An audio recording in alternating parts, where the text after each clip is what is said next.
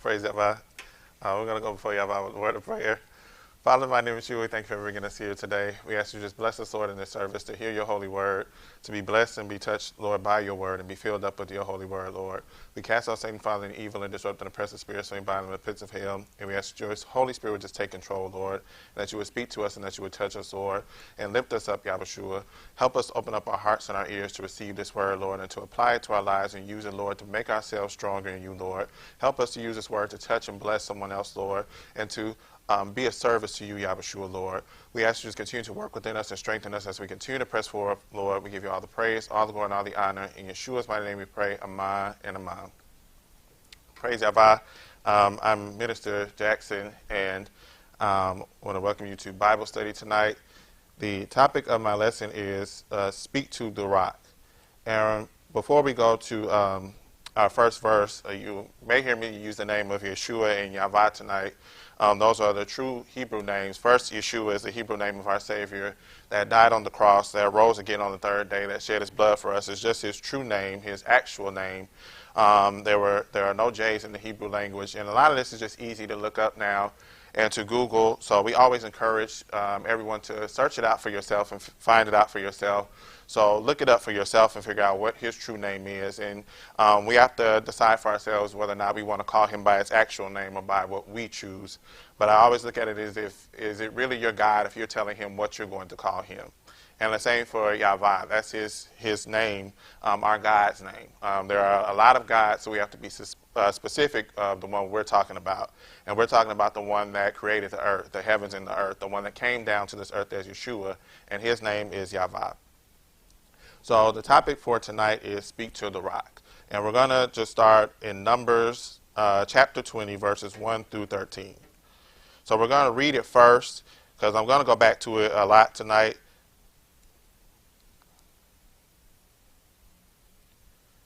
And then we're going to go back and look at certain sections and parts and break it down. So we're just going to read through it first, starting at verse 1 and stopping at verse 13. So verse 1 says, Then came the children of Israel, even the whole congregation, into the desert of Zin in the first month. And the people abode in Kadesh, and Miriam died there and was buried there. And there was no water for the congregation. And they gathered themselves together against Moses and against Aaron. And the people chose with Moses and spake, saying, Would God that we had died when our brethren died before the Lord. And why have you brought up the congregation of Yahweh into this wilderness, that we and our cattle should die there? And wherefore have you made us to come up out of Egypt, to bring us in unto this evil place?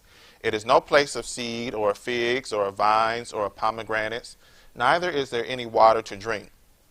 And Moses and Aaron went from the presence of the assembly unto the door of the tabernacle of the congregation, and they fell upon their faces, and the glory of the Lord appeared unto them.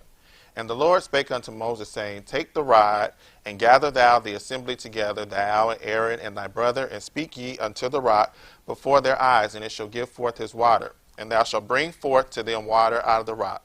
So shalt thou give the congregation and their beasts drink. And Moses took the rod from before the Lord as he had commanded him. And Moses and Aaron gathered the congregation together before the rock, and he said unto them, Hear now, you rebels, must we fetch you water out of this rock? And Moses lifted up his hand, and with his rod he smote the rock twice. And the water came out abundantly, and the congregation drank, and their beasts also. And Yahweh spake unto Moses and Aaron, Because ye believe me not, to sanctify me in the eyes of the children of Israel, therefore ye shall not bring this congregation into the land which I have given them. This is the water of Meribah, because the children of Israel strove with Yahweh, and he was sanctified in them. So we're going to go back and just start at the beginning and kind of work our way down. So, and the more I read this, the more that I began to really empathize, because I think sometimes people read things in certain stories in the Bible, and we look at certain actions of people in the Bible, and it's easy to say, well, this person messed up. Moses just made a silly mistake. He shouldn't have done that. He messed up. But the more I read and the more the Holy Spirit spoke to me and showed me certain things, the more I really began to empathize with Moses in the position he was in, and realized that oftentimes I found myself in similar positions, and also other people do too. So starting from the beginning, it starts off with Miriam dying. And Miriam was close to Moses. Actually, in studying this, there's some people who say she was a sister, some people who say she wasn't. Um, I kind of read, and I'm not sure, but there's actually one verse in the King James Version that lists her as being a sister. But if you look in the complete Jewish Bible, that verse doesn't even exist, like the passage that lists her as being his sister. But it doesn't matter really anyway, but it's just something interesting to look up if you want to. What we can say for sure is that Miriam was definitely close to him, and she was somebody that had an important position in their tribe and what they were doing. So losing her was a blow to him. And I don't think that we always notice that. But losing Miriam was a great loss. She was arguably a leader too, so he lost somebody that was special and important to him, and somebody that meant a lot to him. And on top of that, you start in verse 2, there was no water for the congregation, and they gathered themselves together against Moses and Aaron. This is something that constantly kept happening and was happening for years upon years upon years. So not only have I lost somebody that was dear to me, but these people are complaining, and like they've always done time and time again. Like, it's just, I'm sure that for him it just got grating and it got frustrating and it reached the point where it's like, I'm tired of these people. They're doing the same old things they've always been. And this is people that saw Yahweh do miracles, saw Yahweh do incredible things. It's not like they didn't know. They saw, well, first they saw all the plagues happen. Then they saw a sea split open in front of them. They were led by day by a cloud that came down from the sky. These are things that they saw with their eyes. They saw fire at night that led them, a pillar of fire. They saw manna rain down from heaven. They saw quails cover the ground. They had been in this same exact position already where they didn't have water, and Yahweh blessed them with water coming from a rock. So they constantly were in these positions where Yahweh was rescuing them and helping them. But they constantly put themselves in a position where if it could be one thing that didn't go their way, they would fall apart and talk about going back to Egypt where they were slaves. They were slaves in Egypt. They were treated horrible, but they would talk about going back there like it was paradise for them. And for Moses, I'm sure that just got like, these people are crazy and I'm tired of them because they're just going over the same thing time and time again. On top of that, I've just lost Miriam, who I cared about, so he's in a position where he's stressed and strained, and he's probably very weary. And we get in positions like that in life too, similar, where it seems like there's a million little fires happening everywhere in our lives. Our job is there's something going on there. Something's going on with our family. Something's going on personally. We may not feel good in our bodies, but these things are happening in us constantly. And a lot of times they happen out of nowhere. This thing goes wrong. Then something goes, you're not feeling well. Then your tire bursts, or something goes wrong with your car, or something needs fixing in your house. Your child gets in trouble at school. Just a million things happening at once, and they compound, and they create pressure for you. So Moses was in this pressure cooker kind of situation where he was frustrated, where he was really kind of being consumed by his problems, and we can too. And you get to a tipping point where it's either you kind of give in and give up, or you lean on Yahweh. And I think that's where Moses was, and where we get at times too. So if you go to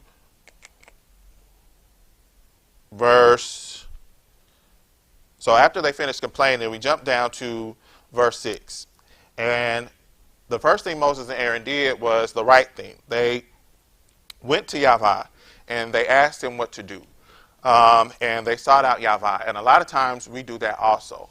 I think that, we know in reading it that Moses didn't make the right decision, but I think that sometimes we go to Yahweh and we hear a response, but it's not the response that we want to hear. And I think in Moses' case, he was frustrated and he was angry with these people. And I think that he kind of wanted to hear Yahweh say, I'm about to wipe them out. I'm about to send the plague. I'm about to destroy them, because he was tired of them. It's like, I want to hear you say they're about to get punished. But Yahweh didn't say that. Yahweh told him, you speak to the rock, you give them water. So for Moses, kind of like, well, they're going to get the thing they're complaining about, they're cutting up about. So I think he got in his feelings a little bit. So he went to Yahweh, he asked Yahweh a question, Yahweh gave him an answer, but it wasn't what he wanted. And I think about that's us sometimes too, especially when people hurt us. We want to see them hurt as well. We want to see them tripped up as well when they wrong us or they do something against us. We desire that. And if people are honest, they'll be honest and say that. We want to get back at people. We want to have some sort of get back. We want to see them get punished somehow in some way, and that's not always Yahweh's will. As a matter of fact, most of the time it's not. He asks of us to pray for those that speak against us, that do evil against us, to turn the other cheek, and that's really hard sometimes, especially when you feel like the people deserve it. And I'll speak more on that later. But a part of what Moses didn't realize either, though, was that these people had already received their punishment. Because prior to this, Yahweh had already told them that they weren't going to see the promised land. They went through, they saw the land, they surveyed the land, and they got all scared. And because of that, they got punished. Yahweh said, you won't see the promised land. So they weren't going there anyway. He could have punished them further, but they had already received really the ultimate judgment, which was they were going to wander around and die off in the wilderness. And if you really look at it, it already started because Miriam had passed away. So those people that were part of that first generation were passing away anyway. So I don't think that Moses could see that. And I think that this was in part meant to save and help Moses. And I'll get to that also about where he really messed up. But I think that a big part of this was a test for Moses to see how he was going to react and what he was going to do, and less about these people. So instead of doing what Yahweh asked, Moses was upset. And he said, I'm going to tell these people something about themselves. And he got up in front of them, and Aaron too. But I think this is more about Moses, because even if Aaron was in his feelings, Moses was the leader. He could have shut it all down, and he could have steered it in the right direction. But I'm sure Aaron was there stoking them up too, which we have sometimes. When we're angry, there are people in our ear. So I'm sure Aaron was like, man, I'm sick of these people. I'm tired of these people. If I said we're supposed to give them water, I don't want to give them no water. Moses was probably in his ear. And unfortunately, when we have situations in our life, there are negative people that feed into that negativity, that feed into that confusion and the spirit of chaos that was kind of going on in this moment. So he stands in front of the people, and he takes the rod and tells them, let me find the verse, but he tells them how they're rebels, and kind of telling them off, telling them that they're no good. And in the midst of that, he's working himself up more and more and more. And instead of hearing the voice of Yahweh, he's hearing his own voice. Because now I'm telling them off. I'm telling them about themselves. So now he's in this cycle of losing himself. So in the midst of that, I'm sure he just gets caught up in his emotions and forget all about what Yahweh says, and he strikes the rock. And water comes out, strikes the rock twice, and water still comes out. But after that, Yahweh punishes him because he didn't do what Yahweh asked him to do. I think on more than one level, because Yahweh was asking him to trust me and not do it your own way, not get caught up in your feelings. I know these people are getting on your nerves. I know they're making you tired, but trust me that I've got it, that I'm going to supply all your needs. And instead of doing that, he struck out. And he received a punishment for that, and he ended up losing. And the thing about that, too, is that at the end of all that, the people still got their water that they was whining about. They still got what they wanted. Moses just lost. And that it happens to us a lot in life, where we do something against a person or we lose ourselves, but that person is fine, especially when it comes to situations with other people. Negative people feed off of negativity. They want to argue. They want to fight. So if you give them what they want, you tell them off, well, you're just feeding into that spirit. They got what they wanted. They got they fun for the day. So there are some people that live to create mess and argue and to see people get upset. So if you allow that to happen, they get what they want. And you lose out as a saved person. You lose out as a light because you've lowered yourself to be on their level. And I want to talk about that more about, I think, where Moses messed up. But there's also something bigger that towards the end of this lesson, I didn't realize that Yahweh was connecting this too, but it was one of the last days I looked at this, is Yahweh opened up my eyes to how this connects to where we're at today with all this racial tension and all the things that are going on in the world between races and as black people that are asking for or just seeking justice for ourselves and rights for ourselves. And I just thought about, the riots and things like that, and how that's all been going on in the world and people doing things like that. And I've gone back and forth about how I feel about, people rioting and things like that. But I recently watched this video, and it's by a lady named, her name is Nicole Walters, and she's on Facebook, and she said two things that stuck out to me. She said, the first thing she said when she was talking is, she asked, is this a riot or is it a rebellion? Are people rioting or are they rebelling against the different things that we've been placed in, situations that we've been placed in as African Americans. And if you go throughout the history, there's just so many, and the more you learn, because I've watched a lot of things, the more you learn, the more evil you've learned has been done against African American people, and it's disappointing and it's upsetting. So we look at it as these people are, they're just rioting, they're lashing out, but are they just rebelling against the evils in this world? And another thing she said was, as far as African Americans go, we keep facing these injustices and all these terrible things, and it's like backing us up into a corner. And she said that when that happens, it's like fight or flight, and we don't have anywhere to go. We can't just get on a plane and leave. Everybody doesn't have that type of money to where they could just say, I'm moving to a different country. So the only option a lot of people are left with is to fight and push back in whatever way they think is suitable. And some people it is to destroy things and do things wrong. And just stick with me, because I'm not listen to what I'm saying, because I don't want you to think I'm saying it's okay to riot. I'm going to get to that point. But what I'm saying is that it's easy to understand being in that position. And it's easy to condemn these people, but as African American people, we have been oppressed in so many different ways, and we have to watch one another die on screen. I tried my best to avoid watching the video of him getting his dying with that knee on his neck.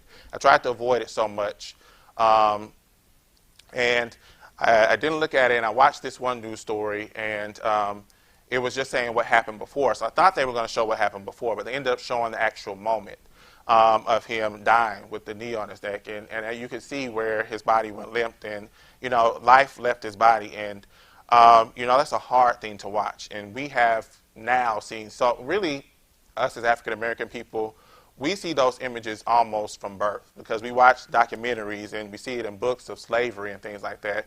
So we are filled with traumatic images of African American people being oppressed and downtrodden, from the civil rights era to having to see videos with people being sprayed with water hoses, people peacefully protesting and still being attacked and beat and sent to jail and things like that. So we see those things a lot. And I've had a personal experience too, as an African American male. I worked at Kroger, and there was an older white man. He called the police on me, saying that I had stolen money from him. Now, this is me at work, and, he's saying I took his money. And, I sat there and I counted it out in front of him, trying to show him, sorry, I didn't take your money. Still called the police on me. And they came. But by the grace of God, I didn't even have to deal with them. My supervisor came out, and she talked with them. And in thinking about this, I thought about how, if I didn't have Yava in my life, that could have went left like it has for so many other people, and I could have been dead, or another hashtag like all these other African American people out here. But Yava kept me in that moment to where I didn't have to experience that. But I say all that to say that it's understandable for us to understand the anger and frustration that comes from how we've been treated in this world. And while I don't agree with people rioting and rebelling, I also can put myself in that position where I can understand. And I related it to Moses, him being in this position where he was frustrated. He was consumed by his problems, and he was consumed by, the loss of somebody he loved. These people that just he constantly, and I think that he loved and cared for these people too. I know he did. These were his people. He loved them. He cared for them. And I think it's disappointing too for people that you love and you care for to constantly let you down. I think not only did he love them, but he was rooting for them to do better, and they never did. And that's heartbreaking too. So he was in this position, and instead of showing them something better, he lowered himself to put himself in the same position, the same spirit of chaos that they were in. And he became just like the thing that he was so upset with and he was frustrated with. He was mad at them for not obeying Yahweh, not trusting Yahweh, not listening to Yahweh. But in the end, that's what he became. He became somebody that didn't listen to Yahweh, that didn't trust Yahweh, that didn't obey Yahweh. So he became the very thing that he was upset at. And when I look at our situation as African Americans, the question that Yahweh put in my spirit is do we really win if we become the monster that we're fighting? Do you win if you become the same angry, evil person, angry people that racists are, that people that have oppressed us are? Do we overcome if we just become a different version of them? So we have to make better choices. We have to make choices that show that we're something, especially as believers, that we're something different, that we're something special, that we have a light, that there are better ways to fight than to tear up things and to destroy things. You can vote. That's one of the biggest things, locally and federally. You can vote in elections to choose the right people. You can educate yourself on who is the right person to choose. You can support black businesses. You can lift up black businesses, because a lot of times, when you choose to go the other way, there's collateral damage. And we've seen where there are black businesses that have been destroyed and torn down. There are people that are hurt that you didn't mean to hurt. For Moses, that person was himself. But for us, sometimes when we choose to go a different way, when we strike out, think about your friends that know you're saved. If they see you on Facebook or Instagram or something talking about burn everything down, I hate the white man, then you've destroyed your witness, because we're supposed to be saved. We're supposed to be a light. We're supposed to say that this church, our God, is a God for everyone. So this door is not closed to anyone. This is supposed to be the place where we show people what true love and what true peace is. And we have to be that example. So we have to be careful to not create collateral damage in the decisions and choices that we make. So we may be able to understand certain situations and be justified in certain situations, but we can't lose ourselves in anger and frustration. And that's what Moses did. He had an opportunity to speak to the rock. And one key point that I think is important in here is Yahweh knew all of that. Yahweh understood all of that. And I believe that's why Yahweh didn't have Moses do anything. He wasn't going to have him lift a hand or a finger. Yahweh was telling him, I know you're tired. I know you're overwhelmed. I know you're stressed out. So you don't worry about lifting a finger. You don't worry about doing anything. You just speak to me, and I'll flow, and I'll do what it is you ask me to do. You don't have to strike this rock. You don't have to give them a speech. I know you're overwhelmed. Just talk to me, and I'm going to do what it is that you desire for me to do. And a lot of times we're in those similar situations. And even in this situation, we can fight with the power of prayer by standing up and being saved people. We can influence and change this world by our connection to Yahweh and showing the light of Yahweh. We don't have to do the same things people do. And Yahweh knows, especially us as African American people, it's tiring and it's frustrating to constantly see the things that we go through and deal with and experience in this world. It's tiring to be a good person and have the police called on you, and to see other people and to hear people say things like, well, you should just comply, but you see people do that. You see people doing the right thing. You hear about stories like Breonna Taylor. How was she supposed to comply laying in her bed asleep? What did she do wrong in that moment? You constantly hear all these things in all these situations, and it just gets to a point where it's like, I can't take this no more. But we have to say that if I can't take it no more, then I lay it at Yahweh's feet, because he can handle it all. And we have to do that.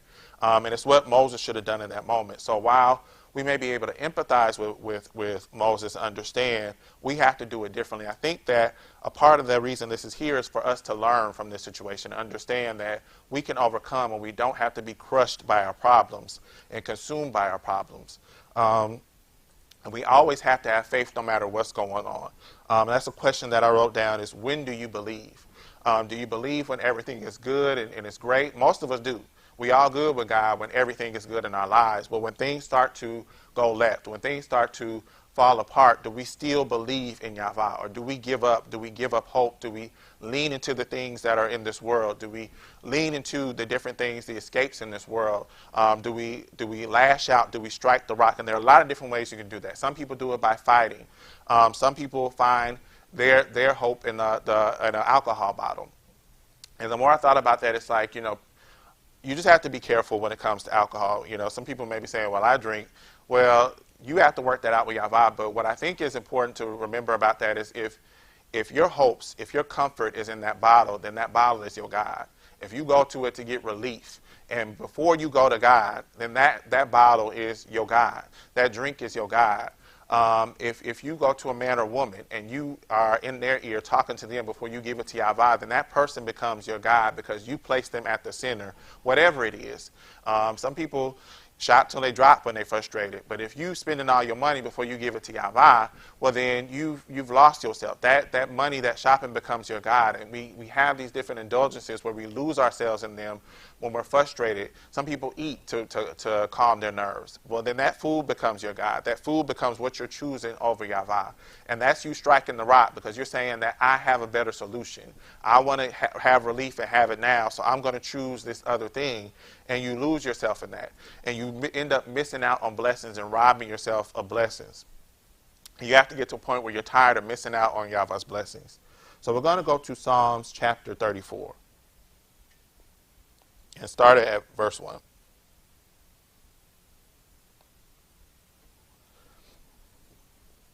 Psalms chapter 34, verse 1.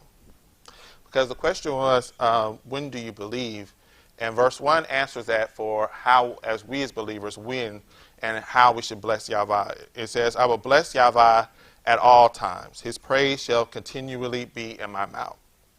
I thought about that saying where people say, when I'm up, when I'm down, when I'm on the level to the ground, I'm going to bless Yahweh at all times. It doesn't matter what the situation is, what I'm going through, what I'm facing. I'm going to trust in Yahweh, and I'm going to believe in Yahweh, and I'm going to bless him at all times. Not just when everything is good, but when there are a million things going on, when there are things frustrating you and trying to consume you.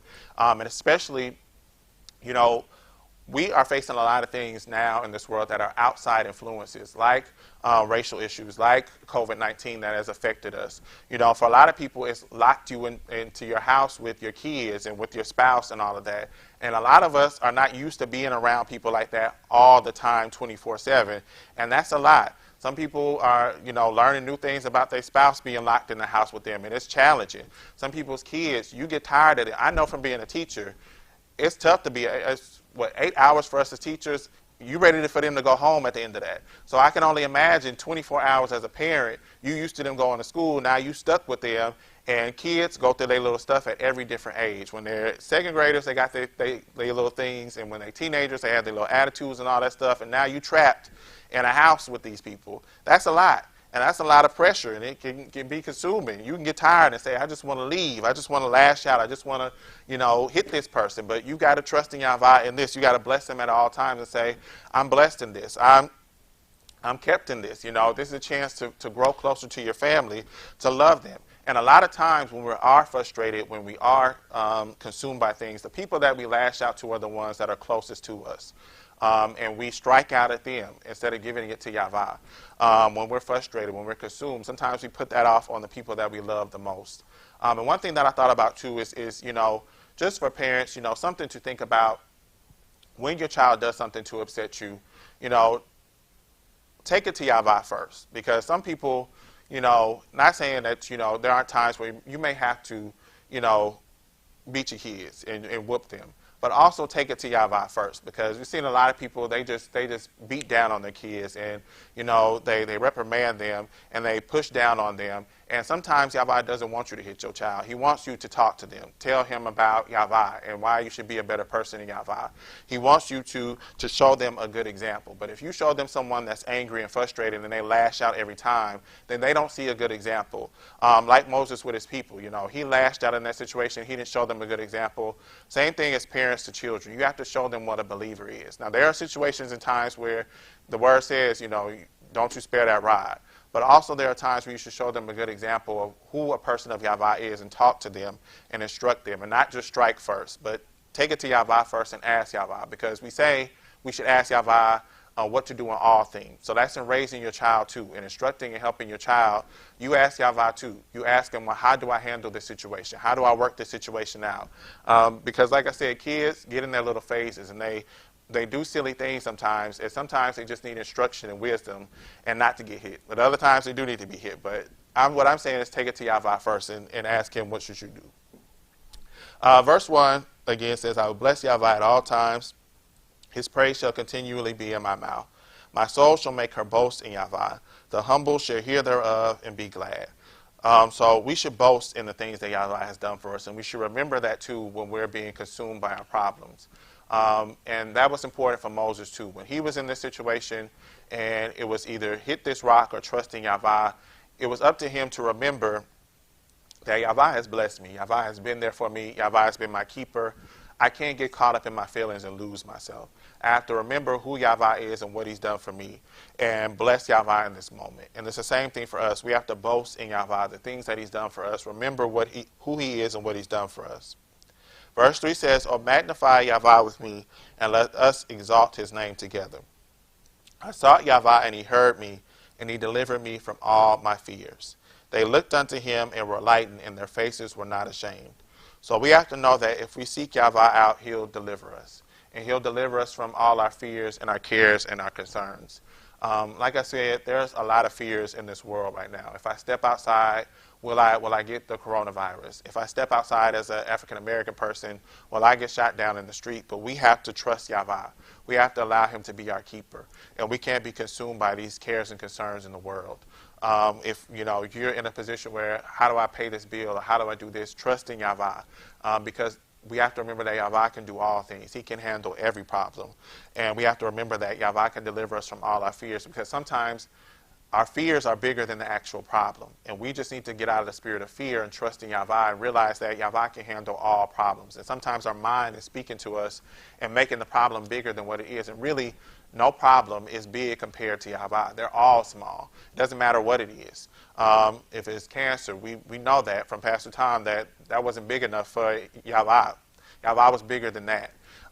We know that he's bigger than death because he overcame that. There's no problem on this earth that Yahweh is not bigger than. So we shouldn't be afraid of anything.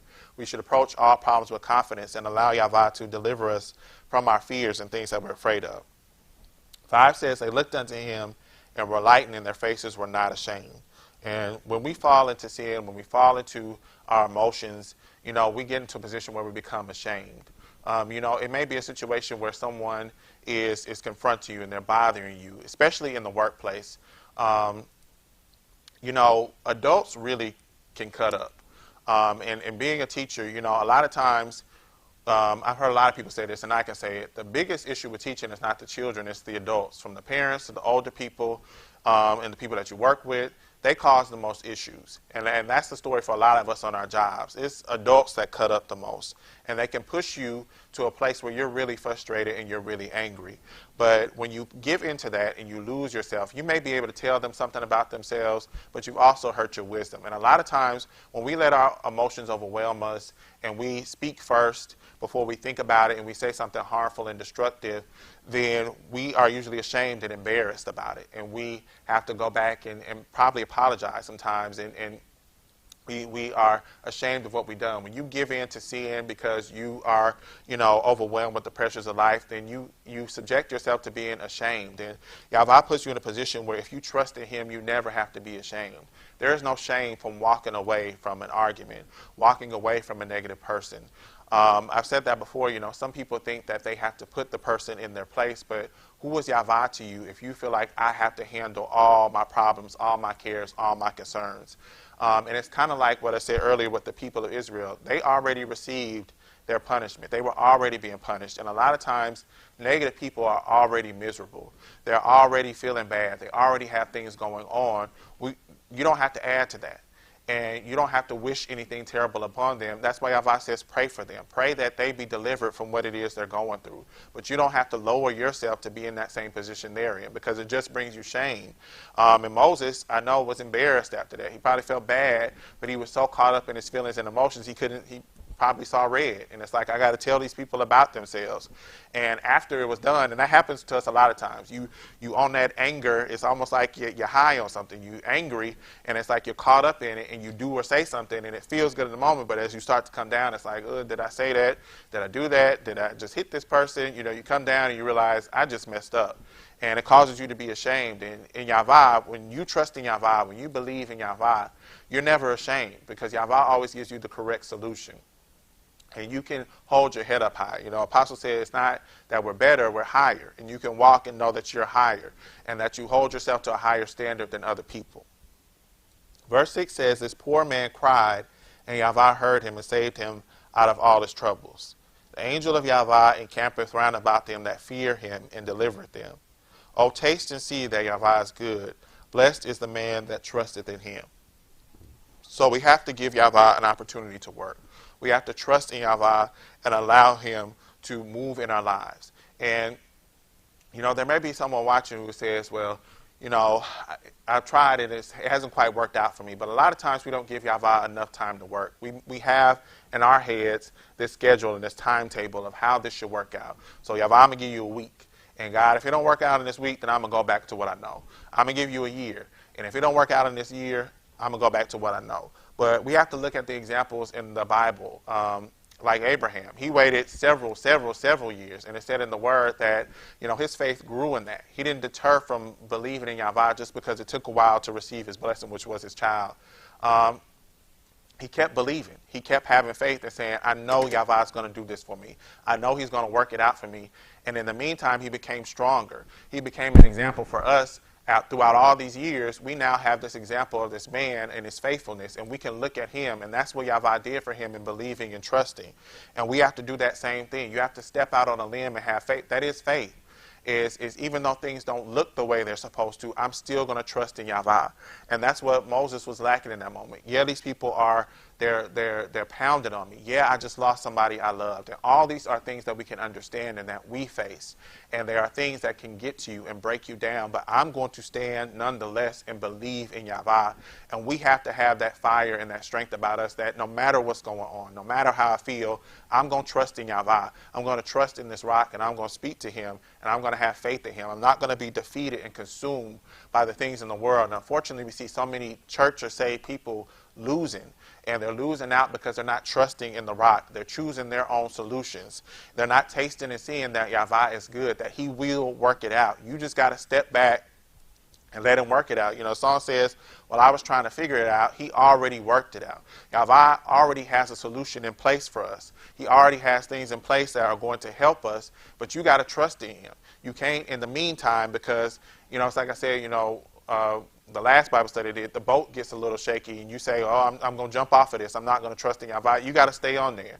You got to have peace and believe that, even though there may be something going on in my health or my job, I'm going to taste and see. I'm going to trust in Yahweh and believe in him. And it says, blessed is the man. You're always, if you trust in Yahweh, he guarantees, it's right here written down. We're all looking at it.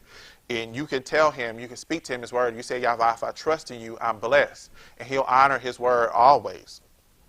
Verse 9 says, O fear Yahweh, ye saints, for there is no want to them that fear him. The young lions do lack and suffer, but they that seek Yahweh shall not want any good thing. Come, ye children, hearken unto me, I will teach you the fear of Yahweh. So if we believe in Yahweh, he'll make sure that he'll supply all our needs. And that's not wants either, because sometimes there are things that we want and that we don't necessarily need. You may want a mansion, but Yahweh knows you don't need that because it's too big of a house. You probably won't take care of it anyway. So Yahweh knows exactly what we need. So sometimes we want things, and that's not what Yahweh wants for us. That's not, Yahweh knows we can't handle it. So Yahweh makes sure we have what we need. Sometimes you maybe don't need all the money to buy all that food because you maybe need to go on a diet and eat less. So maybe you don't need so much. Yahweh knows, whatever the case or situation, Yahweh knows exactly what we need and he'll make sure. And what it's saying is there are young lions in the wilderness that sometimes they go hungry. And they're predators, they're hunters, but even sometimes they go hungry. But in Yahweh, we won't lack any good thing. We'll have everything that we need in Yahweh, as long as you're seeking him out. Verse 11 says, Come, ye children, hearken unto me. I will teach you the fear of Yahweh. What man is he that desireth life and loveth many good days, that he may see good? Keep thy tongue from evil and thy lips from speaking guile. If you've watched a lot of these messages, one big theme that I've seen is a lot of these, the bishops and pastors, there are a lot of verses that are telling us to shut up and to close our mouths and to stop talking so much. And we as people talk a whole lot. And sometimes we say too much. And we get to talking and get to running off of their mouth and we're saying the wrong thing and we're speaking evil. And we have to realize too, speaking evil against people, that's in front of their backs and behind their backs. It's not okay just because you're not saying it to their face. It's still evil. It's still negativity that you're spreading, that you're putting out into this world. It's still a bad spirit. And you have to keep your tongue from speaking, even if you're upset at a person, even if it's justified. Moses wasn't wrong for calling the people rebels. They were terrible. But it wasn't his job to do that. And that's the same thing for us. It's not our, sometimes people are being stupid. They are being dumb.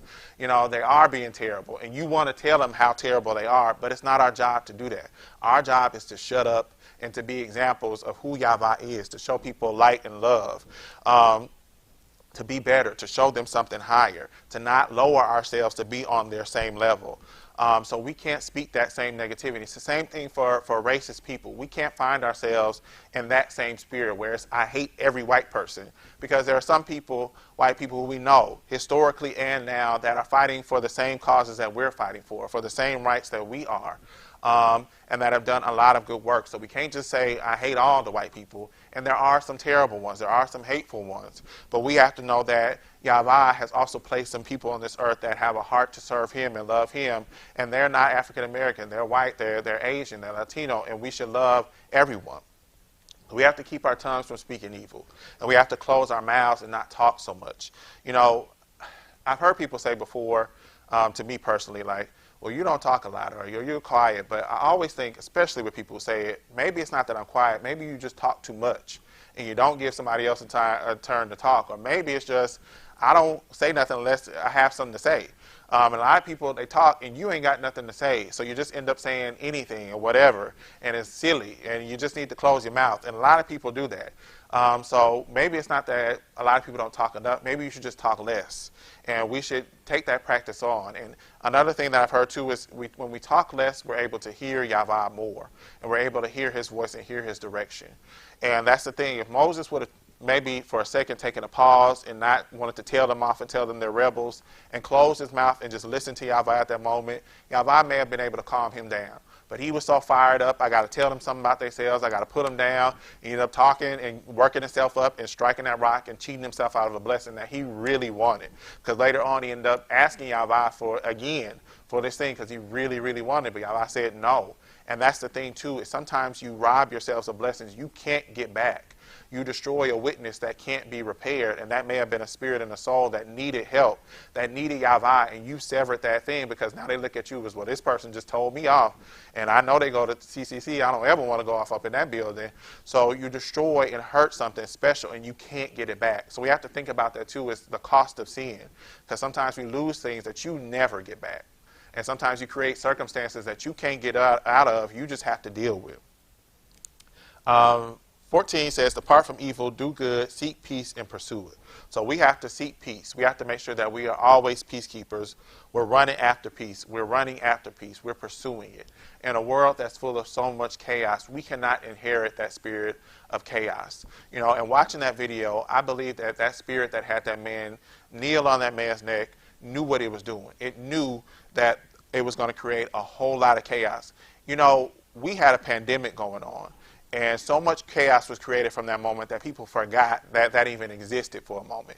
So that there has to be a high level of chaos and confusion in the world when we can forget about a deadly disease that's going on and shift our focus to something else. But I think that spirit knew that it was going to create all of this chaos and confusion. And we can't get swept up in that same chaotic and evil spirit. We have to be something different. We have to seek peace. We have to pursue it. We have to promote it and lift it up and say Yahweh is love. And his love is abundant. His love is endless. His love is limitless, and it can reach everyone and anyone. And we have to flow in that. 15 says, the eyes of Yahweh are upon the righteous, and his ears are open unto their cry. The face of Yahweh is against them that do evil, to cut off the remembrance of them from the earth. So you have to know that Yahweh recognizes the evil in this earth, and he will dole out judgment. It's not our job to do that, which is why it's not our job to tell people about themselves. Let Yahweh do the judging. Let Yahweh do the sorting out. It's not your job to do that. Let Yahweh figure it out and work it out. It's not our job to stick our hands in our problems. You have financial problems. You try to fix it and you end up with less money. Step away from it and let Yahweh figure it out and work it out. You have opposition with a person. Let Yahweh work that out. Something's going on with your job. Step back and you don't try to fix it, because we've tried to fix things time and time again in our lives, and it's like we just end up making the mess bigger.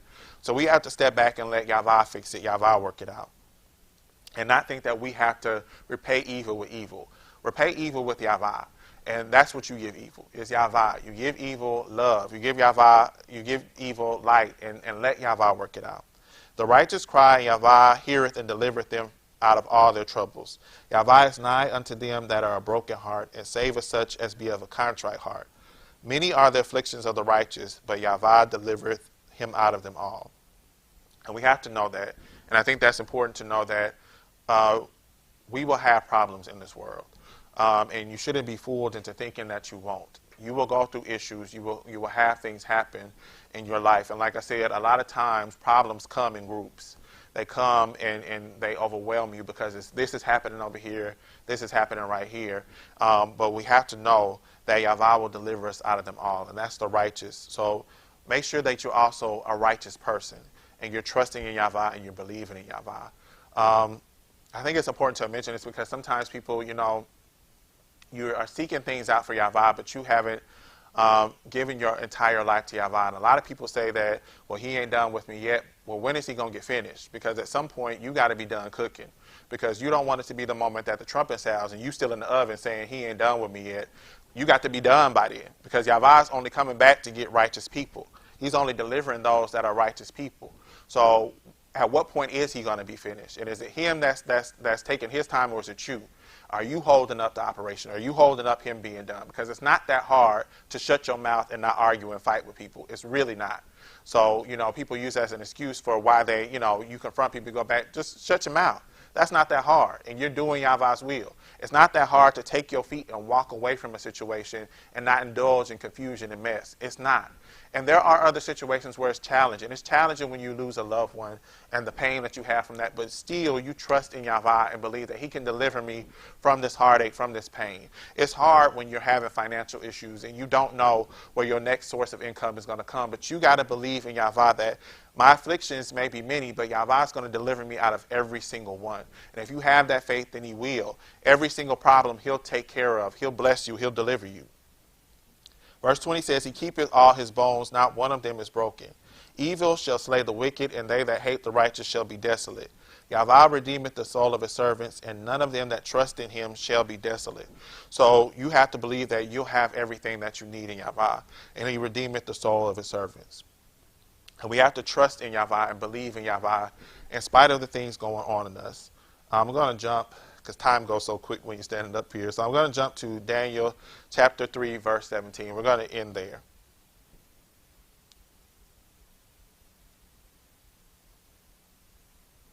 Daniel chapter 3, verse 17.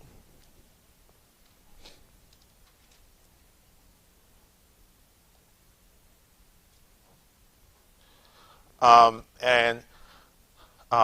don't want to read the whole story of the three Hebrew boys, but I wanted to just put out these two scriptures because I think that it just sums up what our attitude has to be when we're faced with adversity and when we're going through things, and how we have to be, what Yahweh had me write down was righteously defiant. We have to be righteous people that are defiant in the face of evil and not consumed and deterred by it and overwhelmed by it. And you lose yourself in it, and you find yourself lost and giving up all hope. There's a story that my dad would always tell us about this football player named DePorres, and it was before this big game, and he was just sitting in this stupor, and he was looking lost before the big game. And my dad talks about always how he came up and he just slapped him and told him, you got to get out of it, you got to get in the game. And that's how it is sometimes when we face problems in this world.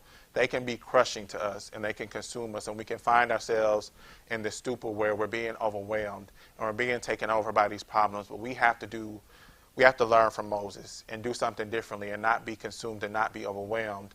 We have to stand up and be defiant against these problems and say, you will not consume me, you won't overtake me, but I'm going to stand and believe and trust in Yahweh. I know that my rock is here, and if I just speak to him, he'll flow for me. Everything and anything that I need will flow from this rock, and all I have to do is speak to the rock. So it kind of sums up what they said, and we'll start in verse 17. At this point, we know they're facing the fire. They're facing Nebuchadnezzar, this great king, and he's telling them, "I'm going to throw you in the fire. You know, you're going to die." So they're facing strong and big adversity, and they're facing something dangerous. At this point, I believe they could see those flames. They could feel them on their skin, and they knew that they were facing something dangerous and terrible. And this was Nebuchadnezzar telling them, "You got to bow down to me, or you're going to die." And this was their response. "If it be so, our God whom we serve is able to deliver us from the burning fiery furnace, and he will deliver us out of thine hand, O king. But if not, be it known unto thee, O king, that we will not serve thy gods, nor worship the golden image which thou hast set up." And I think that that's just a really powerful thing, because they stood in front of this king, in front of these flames, and said that even if you throw us in this fire, we're not going to give in. We're not going to submit, and we're still going to believe in Yahweh. Even if these flames burn us up in this moment, I'm still going to trust in Yahweh, and I'm going to be affirmed in my faith. And I'm going to walk through this fire, and I'm going to trust in Yahweh, and whatever the outcome is, I'm still going to have faith in him. And we have to have that same conviction when it comes to our problems. Is Yahweh, I don't know how this is going to turn out. I can see the problem. I'm facing it. I'm in the midst of it. And it's tough and it's challenging. And this happening over here and this happening over here. And it's a whole lot, and it's bearing down on me. And it's almost like you're those boys standing in front of the fire. You can feel the flames of your problems on you. But you have to be defiant enough to say that I'm going to believe in Yahweh. I'm going to trust in Yahweh. And I will not let these problems consume me and take over me. I'm going to speak to my rock and know that he'll flow for me. I don't have to strike this rock. I don't have to do it my way. I don't have to do it the world's way. I do it Yahweh's way, and I always win. And even if I have to stand in these problems in the midst of them, I know that you'll deliver me. Because they stood in this fire, but that fire didn't burn their clothes. They didn't even smell like smoke when they came out. And that's the power of Yahweh, is his delivering power. People say that, but that really, the song, the saying that I don't look like what I've been through, but that really is what Yahweh does, is he blesses you to the point where people won't even know the things that you've been through and that you've experienced, because his restoring power is so amazing and wonderful. And he can change situations to where it's like, well, that was going on. I didn't even know that was happening because you look so great now. You're so blessed now. And Yahweh has the ability to do that for us. So we have to trust in his power and believe in him. And when we face our challenges and our situations, you don't have to strike that rock. Yahweh is saying to you, just speak to me. I don't want you to lift a finger. I don't want you to turn to the left or the right. Just tell me what it is you need, and I got you. So speak to the rock and believe that I'll be here for you, that this water will flow, and it'll flow abundantly for you. Praise Yahweh. Bow your heads. Father, my name is Yeshua. We thank you for this wonderful word tonight. We ask you just continue to bless us, Yahweh, and help us to trust in you, Yahweh, with a whole and complete heart. Yahweh, help us to serve you diligently, Lord. And no matter what's going on in our lives, Yahweh, help us to take a stand, and a righteous stand for you, Yahweh, and to believe, and to show the world what light and love is, Yahweh. Show the world what true overcomers are, Yahweh, and to just continue to press forth in you with everything that we have within us, Lord, and continue to move forward in you. We cast out, Saint Father, any evil and disruptive and oppressive spirits, and we cast down any barriers that would stop us from moving forward in you, Yahweh. And we ask that you would give us the strength to press forth, Lord, and to overcome, Yahweh, and to speak and trust you, Lord. We give you all the praise, all the glory, and all the honor. In Yeshua's mighty name we pray. Amen and amen.